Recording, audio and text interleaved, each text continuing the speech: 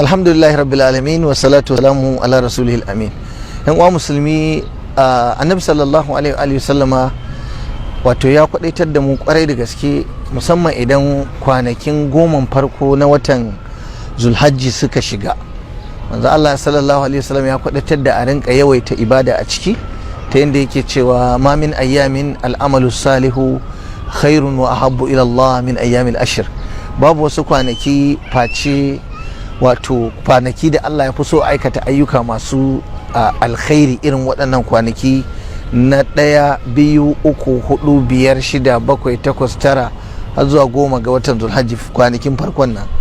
Manzon Allah sallallahu alaihi wasallam yake ga sahabbai haka, sahabbai suke cewa yanzu har jihadi saboda Allah, hatta aljihadu fi sabilillahi bai kai yin aiki a cikin kwanakin nan makwarai. Annabi ya ce walal jihadu fi sabilillah, ko da jihadi saboda Allah. So yan uwa, ku shagaltu da yawaita yin azumi, ku shagaltu da yawaita yin sadaka, ku shagaltu da bayar da kyauta, ku shagaltu da ciyar da marayu, ku shagaltu da nafilfili, ku shagaltu da taimakon mabukata, ku aikata alkhairi a cikin waɗannan kwanaki masu albarka na wato kwanakin 10 farko na watan ainihin wato Zulhajji.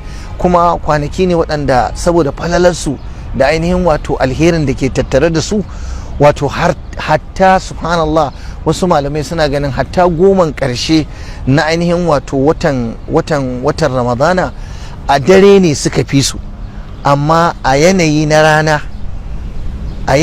rana waɗannan kwanakin wallahi ba za mu kwatanta su da kwanaki na 10 ƙarshe na watan Ramadan ba.